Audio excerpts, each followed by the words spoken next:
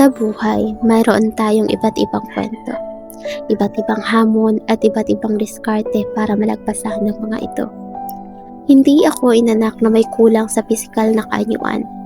Kumpleto ang aking mga kamay, paa, nakakarinig ako at nakakakita. Kaya mga bata pa lang, mulat na ang mga mata sa hirap ng buhay. Ang dapat na saya at paglalaro lamang ang iniisip na natututo ng maghanap buhay para sa ikabubuti ng aking pamilya. Hindi manika o laruang kotse ang hawak kundi plastic. Timbangan sabay sigaw ng, "Ate, madam," sabay sabing, "Pili na po kayo, pangkain lang." Makakarinig ka pa ng, "Naku, bulok na yan, huwag kang bumili dyan." Mga salitang parang kutsilyong tinutusok ang aming mga puso. Sa mundong kakaunti lang ang binibigay na benepisyo sa mga mahihirap na tulad namin, ay sinisikap pa rin namin mabuhay. Hindi ako nagre-reklamo, pero hindi ibig sabihin madali ang trabaho ko. Kaya sa mundong ito na hindi pantay-pantay ang trato sa lahat ng uri ng tao, lalaban ako at ipapanalo ko ng patas ang sariling laban ko. Kamatis madam! Just lang 1 quart! Kamatis! Kamatis! Madam, kamatis madam! Just lang 1 quart!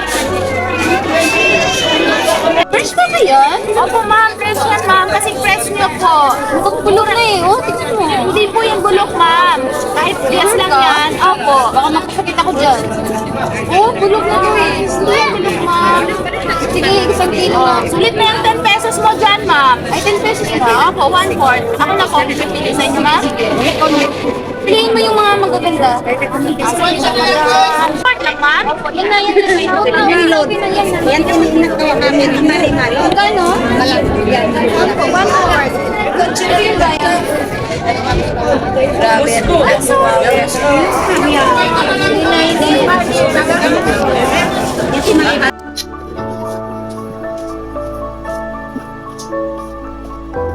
Nay, andito na ako.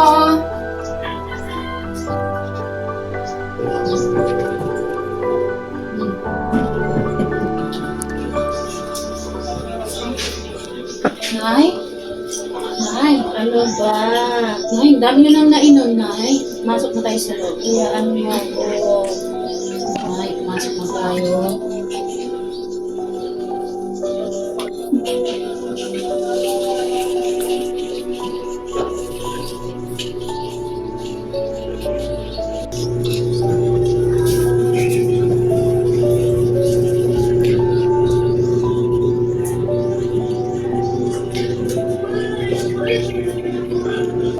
Hindi ako nagsising mabuhay sa mundo.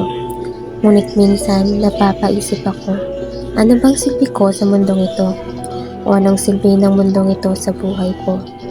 Mga bagay na mula nung bata pa lang ay nais ko nang malaman, na hanggang ngayon ay hindi ko pa rin nabibigyang kasagutan.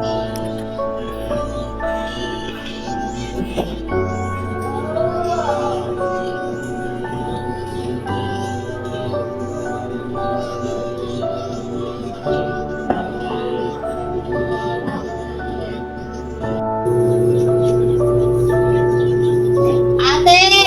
Papasok na kami! O nga pala, baon nyo. Ate, kailangan ko pala ng 150 sa school. Saan na? Teka. Ay, sa Nicole. Nicole, baon mo. Maraming salamat po. Arnisa. Yan, pwede na ba yan? Ate, kulang to. Magkano pa kailangan mo? 150 po. Hindi to aabol. Pero sige, bukas didilan siya. Ako pa nga ako, magbibigay. Ay, lagi na lang. Sige na, papasok na ako. Sige, ingat kayo.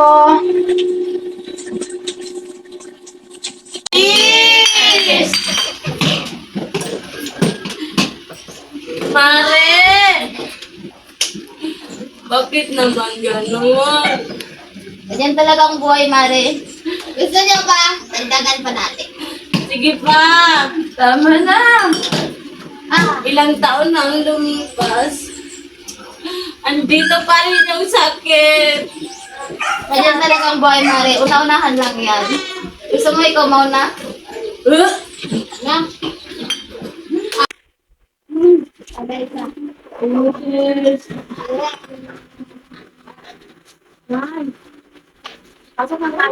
Ano ba? Gusto ko pa kumulo. Lasing ka na, tama na. Pasok ka tayo sa loob. Wag na. Punta na.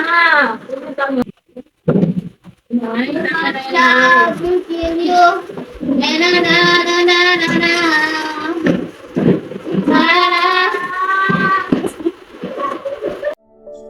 Hindi madali ang buhay. Hindi sa lahat ng pagkakataon masaya ka. Minsan halos marami ang lungkot na nararamdaman natin kaysa sa kasiyahan. May mga panahon na halos nakalimutan na natin kung paano sumaya dahil sa araw-araw na kalungkutan at sakit na nararamdaman natin. Tunay ng bilog ang mundo. May mga taong nasa taas at nakatingin sa langit, samantalang ang iba ay nasa lupa at nakadapa, naghihirapang bumangon sa mga problema hindi matapos-tapos.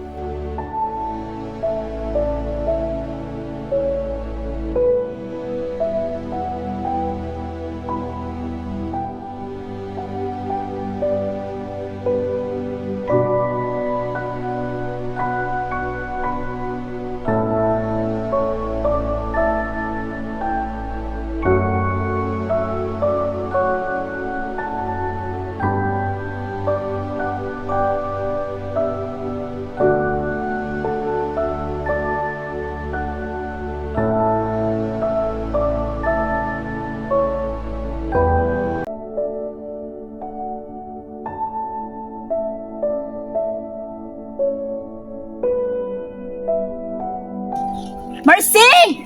Marsing! Aling Marsing! Buksan mo nga to! Aling Marsing! Hoy!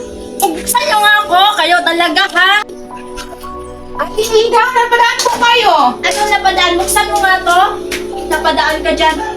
Anong sadya? Sadya ko ay kayo? Nasaan ba ang nanay mo? Tulog po kasi ang nanay eh. Nako, sabihan mo yung nanay mo ha, magbayad siya ng upa nyo. O, tignan mo yung listahan ko, ang haba-haba na hindi pa kayo nakakapagbayad. Aling Ida naman, huwag mo naman kami palayasin. Ay, naku, puno na lang kayong pakiusap kung hindi nyo kayang mabayad ko. Lumayas na kayo dito sa sakay na ito. Sige, kung mabayad ako, abuso nyo. Ano kayo sinuswerte? At saka ikaw pwede ba? Itatak mo dyan sa kokote mo, sabihin mo to sa nanay mo, hindi lang sa'yo. Magbayad kayo ng upang katapusan na sa susunod. Kaya magbayad na kayo kung kailangan nyo ng matitirhan. Kailangan ko din ng makakain, kailangan ko ng pera, pwede ba? Sige po, Aling Ida, gagawan ko po ng paraan. Ako, puro na lang kayo pakiusap. Basta sabihan mo yung nanay mo.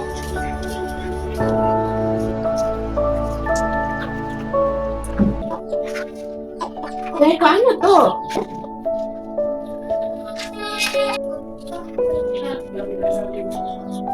Buksan mo nga to. Ano ba? Lumabas kayo, umupo kayo dito.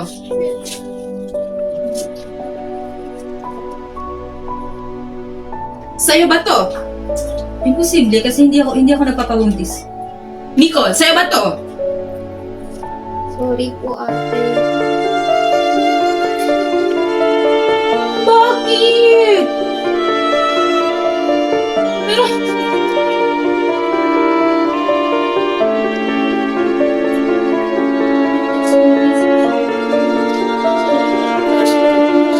Ate niyo? Pero paano?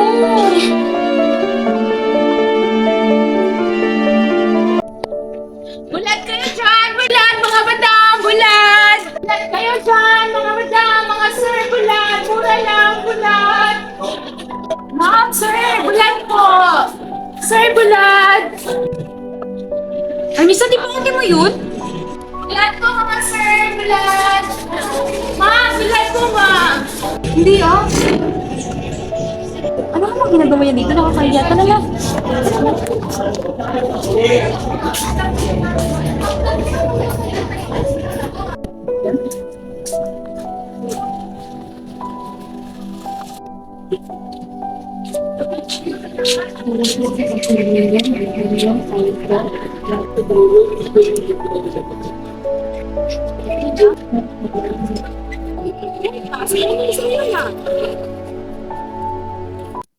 Ay, Lisa, anong ginagawa mo dito?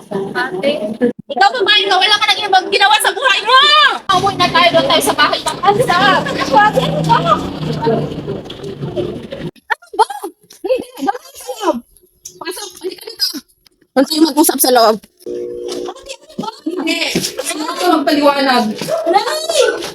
Ang sakit! Anong nangyayari dito? Bakit mo sinasaktan ng kapatid mo, ha? Nay, si ate po, pinahiya niya ako at nag-iskandal sa labas. Nay, hindi nyo ba alam kung anong pinagagawa niyang anak nyo? Andun naman sa labas ng kanto kasama niyang mga lalaki nagiinom at naninigarilyo. Anong karapatan mong sigaw-sigawan ako? Anak lang kita. Anak nyo lang pala ako? Anak nyo lang? Akala ko ako ang nanay sa pamilyang ito! Anong sabi mo?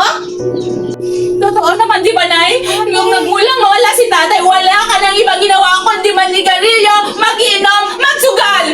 Nakalimutan mo na kami, Nay! Nakalimutan mo ng responsibilidad mo sa amin! Nagmula nang nawala si tatay, ako nang naghahanap buhay!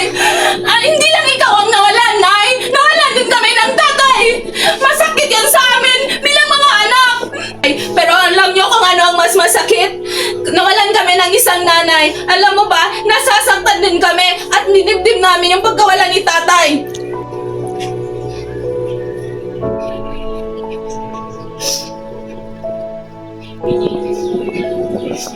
Nay, walang taon pa lamang ako nung namatay si tatay, pero ako na ang umako ng responsibilidad nyo.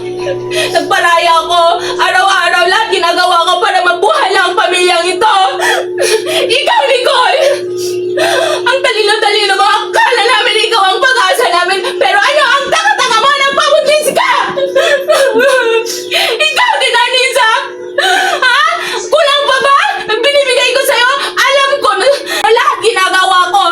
Saan ako nagbebenta, hindi ako kumakain, alam mo ba yon? Imbes na bibili ko ng pagkain ko pang tanghalian ko, itatago ko na lang para may pangbaon ka, pero ito yung ginawa mo sa akin, hindi ka pumapasok sa school! Ang kapal ng mukha mo! Ang kapal ng mukha niyo! Kakain na! Hindi ko alam bakit nagawa kong sagutin ng ganoon si inay. Pakiramdam ko tuloy ang sama-sama kong anak sa kanya. Anak, kung saan mo lang tutog mo? Piling mo ko mahal. Kumain ka na ka. Nay, tungkol ko pala sa sinabi ko paggabi. Anak, maraming salamat ha. Maraming salamat sa pagtitulong. Maraming salamat kasi hindi mo pinapabayaan ang kapatid mo. Patawarin mo ang ina. Patawarin mo ako at napabayaan ko kayo. Napabayaan kita. Pasensya na anak. Ako ang iyong inay na walang kwenta. Pasensya na at napabayaan ko kayo.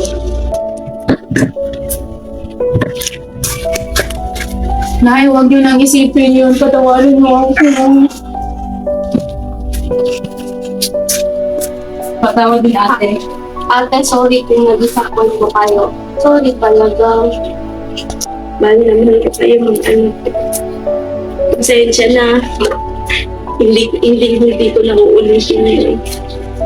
Aasahan niyo na andyan palagi si nanay para sa inyo. Nagbabago na si nanay. Palagi kayong sasamahan ni nanay ha.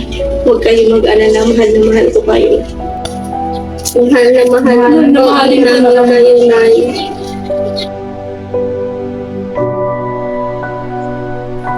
Minsan pala, kailangan mo lang sabihin ng mga sakit na nararamdaman mo para maintindihan ka nila.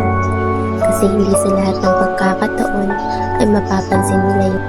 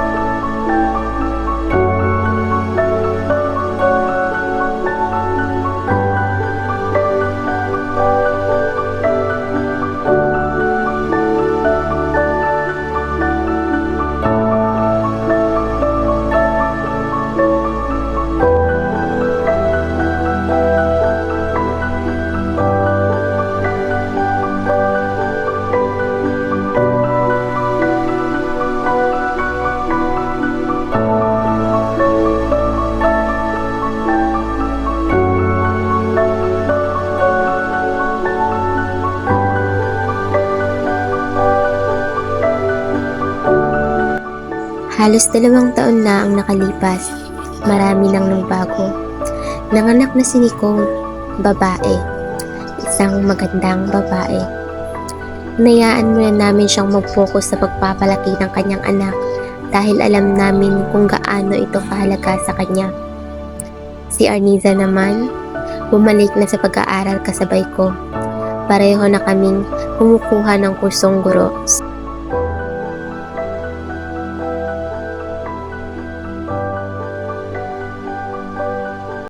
Ate, pwede po ba? Thank you po. Ready? 1, 2, 3, smile!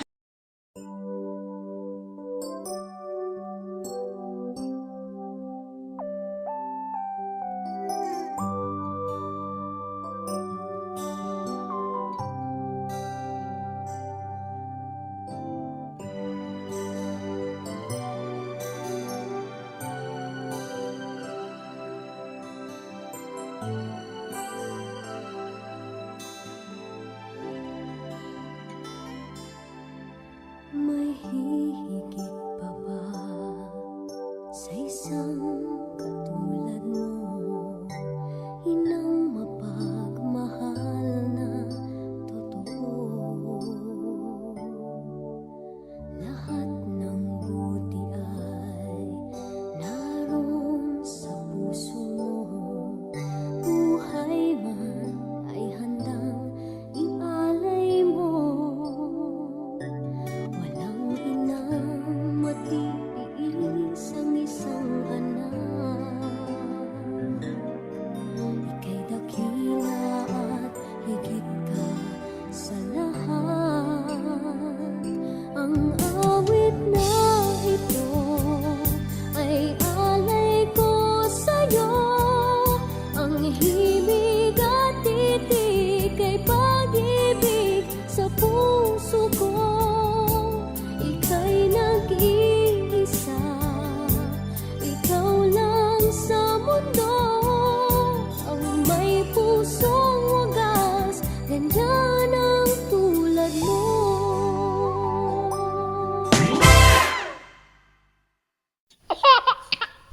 Bakit?